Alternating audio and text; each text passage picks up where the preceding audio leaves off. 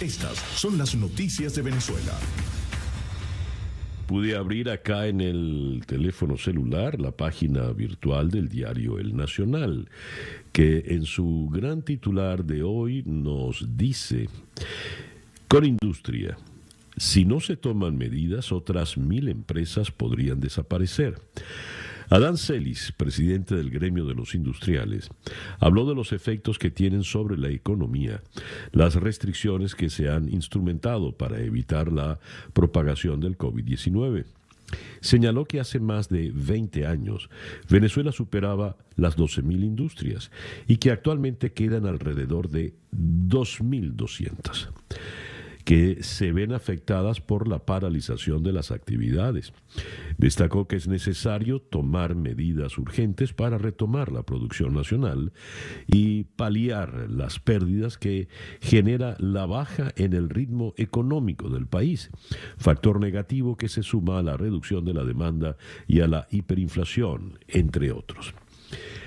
Al lado de esta información se destaca como segunda noticia más importante, según diagraman la página, en 30% de Caracas fallan la telefonía y el internet de CanTV. Las lluvias también afectan esos servicios. La banca al borde del colapso por la inoperatividad. Las instituciones financieras sufren las consecuencias de la cantidad de días que han permanecido cerradas para evitar la propagación del virus COVID-19. Bancos privados y públicos han reducido nóminas y prescindido de alrededor de 4.000 trabajadores desde marzo hasta este mes.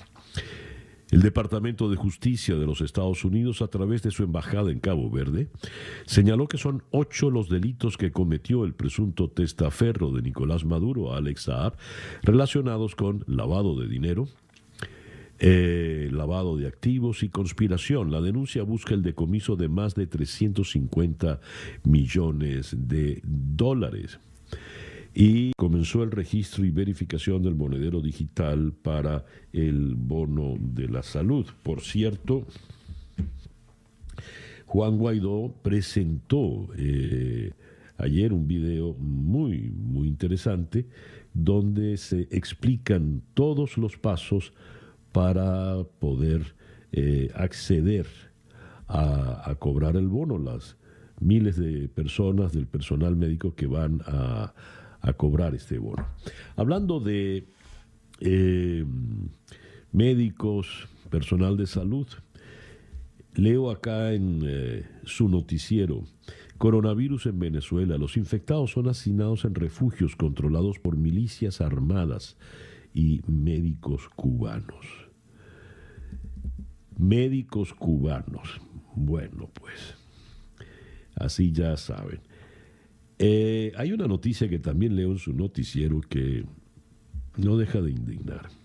El exalcalde chavista de Maracaibo, Giancarlo Di Martino, actual cónsul venezolano en Milán, Italia, se pronunció ayer en contra de Julio Borges y Tomás Guanipa, ambos exiliados en el exterior, e instó a Nicolás Maduro a ponerle precio a la cabeza de alguno de ellos.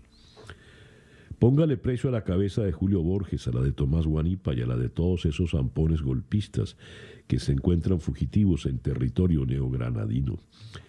Eso es un tiro al piso. Los terroristas venezolanos pueden estar protegidos por el subpresidente Iván Duque, pero la oligarquía santandereana por plata mata hasta la madre. Eso lo escribió en un artículo que publicó Aporrea. Si el presidente Maduro ofrece unos miles de dólares por la captura de esos golpistas, se los colocan en los pies, envueltos en papel de regalo, no tengan la menor duda. Esto da asco, sin duda da asco, pero está hablando del carácter sanguinario, cruel, de un asesino, quien pide la muerte de unas personas de esta manera. Es un asesino, así no esté apretando el gatillo. Esos son los que están al frente del país. Si en el Nacional leía que, según Conindustrias, otras 1.000 empresas podrían desaparecer, en el Pitazo leo que, según Consecomercio, el 30% de las empresas está al borde del cierre. La Comisión de Economía de la entidad gremial insiste en que la administración Maduro debe iniciarse un proceso de desescalada de la cuarentena de forma controlada, concertada con los sectores y supervisada por las autoridades competentes. Y tenemos acá en el territorio político que se van a reunir Juan Guaidó, Enrique Capriles y los principales líderes para definir esa ruta unitaria. Vamos a dedicarle a esto más bien el editorial y pasamos entonces a la información de la América Latina. El reloj indica en este momento,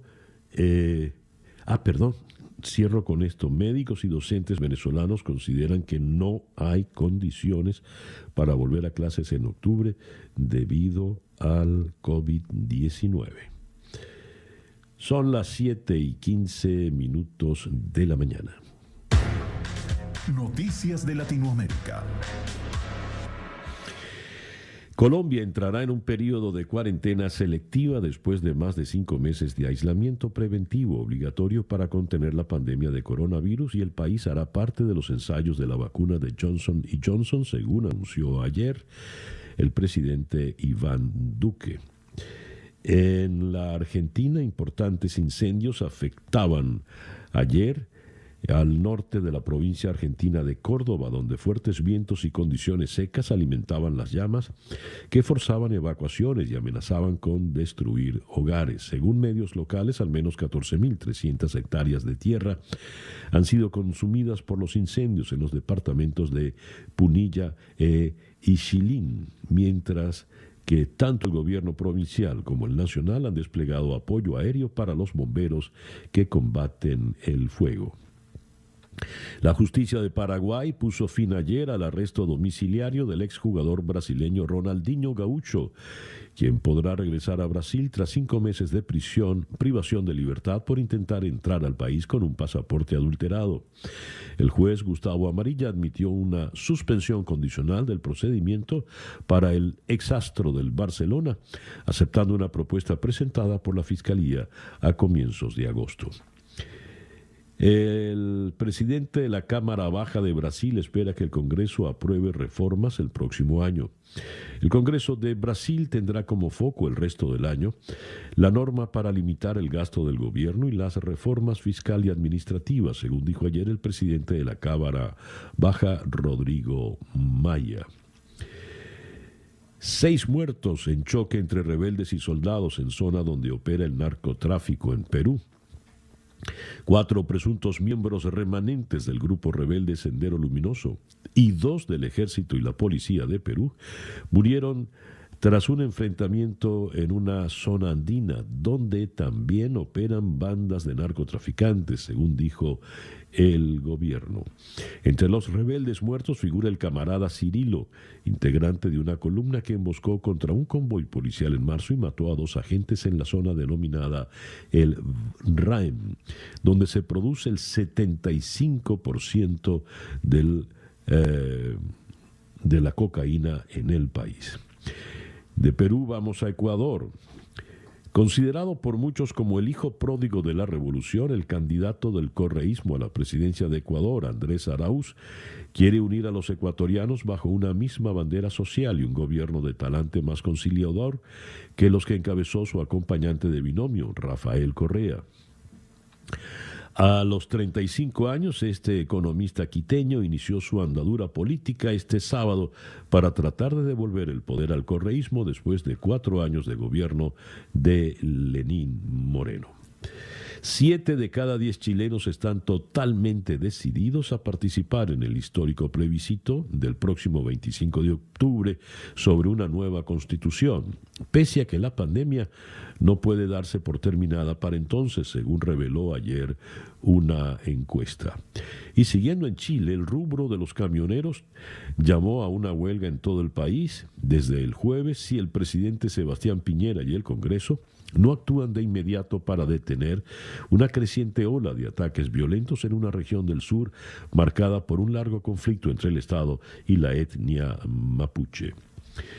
Millones de estudiantes regresaban ayer a clases de manera virtual en México con una enorme deserción en las escuelas privadas debido al golpe económico generado por la pandemia del coronavirus y el reto para las autoridades de hacer llegar las lecciones a todos los rincones del país.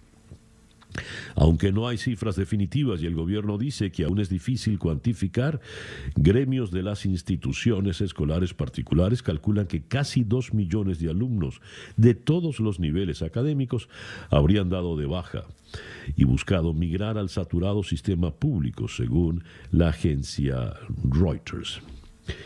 En el Clarín de Buenos Aires, duro rechazo empresario a la intervención del Estado en telecomunicaciones.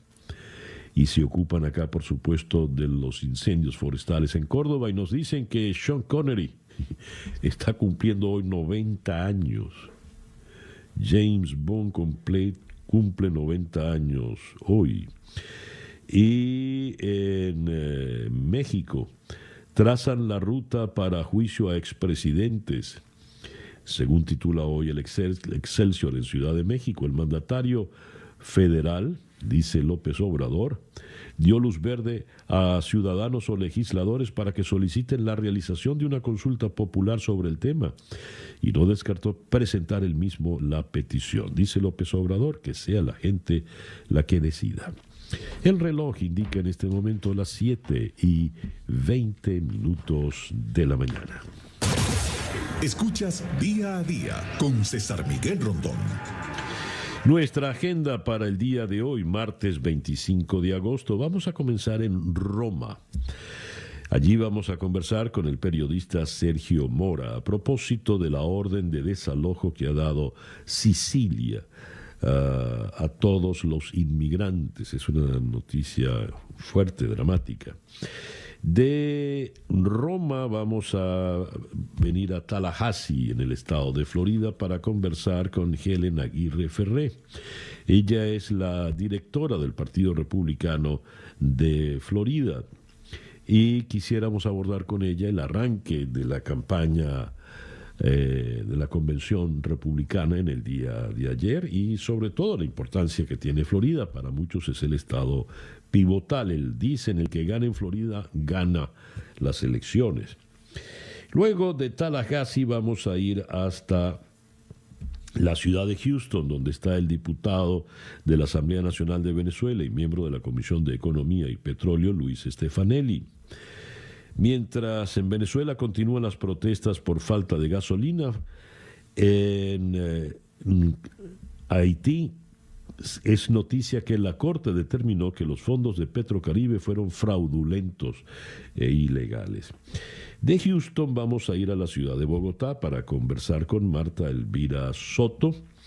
Ella es de la unidad investigativa del diario El Tiempo de Bogotá y ha llevado adelante junto con Edward Soto toda la investigación sobre el caso de Alex Saab. Pues bien, vamos a conversar con ella porque pasan los días y ya se acerca el momento definitivo de la sentencia. Luego de Bogotá vamos a ir a Caracas para conversar con Daniel Varnaghi, doctor en Ciencias Políticas, profesor titular de la Universidad Simón Bolívar.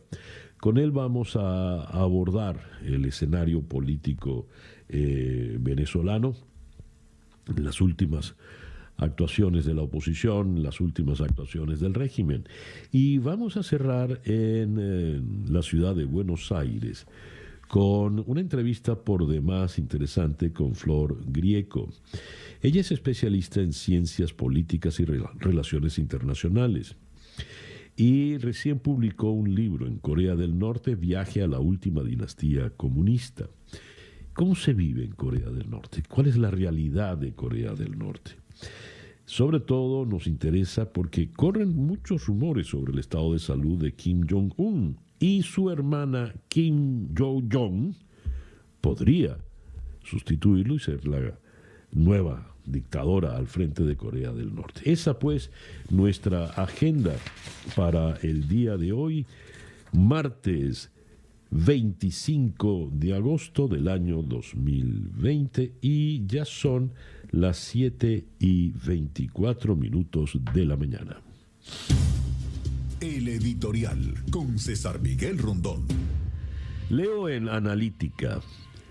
Guaidó se reunirá con Capriles ante críticas acerca del sector opositor. El presidente encargado de Venezuela, Juan Guaidó, se reunirá en los próximos días con el dirigente político y 2 veces candidato a la presidencia, Enrique Capriles, que el domingo criticó las bases del llamado que hiciera Guaidó a la construcción de una nueva alianza opositora para hacer frente a la administración oficialista. Esas reuniones entre Guaidó y Capriles se van a dar, se están dando, están agendadas para esta semana y se van a seguir dando estas discusiones y estos debates, dijo Emilio Graterón, virtual coordinador nacional de Voluntad Popular, el partido al que pertenecía Guaidó, ya no. Hay un manejo un poco impreciso de los tiempos verbales por parte de Graterón. ¿Se van a dar o se están dando las reuniones? No lo sabemos. Pero recordemos que el 23 de agosto Guaidó dio cuenta de la adhesión de las principales figuras de la oposición a su propuesta del pacto unitario. María Corina Machado marcó distancia y dijo que ya ella en junio había presentado su propuesta, que era esta idea un tanto, esta fantasía como la definió Colette Capriles, quizá podríamos calificar de fantasía onanista, una fuerza de paz que iba a venir desde el exterior, etcétera, etcétera. Ella marcó distancia, pero no descartan que se reúna, por supuesto. Y por otra parte, Capriles hizo unas críticas mucho más duras, más fuertes. ¿Qué dijo Capriles? Nosotros no somos gobierno ni estamos en el gobierno. Estamos en la oposición y queremos un cambio por la voluntad del pueblo venezolano. Tenemos que poner los pies sobre la tierra y no seguir alimentando fantasías. Capriles sugirió que está contra las sanciones internacionales al gobierno de Maduro, como la que prohíbe el comercio de gasolina, porque son los ciudadanos los afectados. Quedarnos sin gasolina no afecta a Maduro y a su cúpula, sino a quienes tienen que llegar a los hospitales en ambulancias y sin combustible. Los llamados políticos a la unidad pueden ser vacíos cuando lo que se requiere es atender y sacar a Venezuela de la pandemia, así como también del hambre, de la destrucción, de la corrupción, de la autocracia, de la indolencia y de la fantasía. Y ha utilizado en varias oportunidades la palabra fantasía. Sin duda, las palabras de Capriles son muy fuertes. No somos gobierno, ni estamos en el gobierno, y somos la oposición. Dios. Bueno, ¿será el momento de poner por fin los pies sobre la tierra? ¿Quién sabe? Veremos qué ocurre.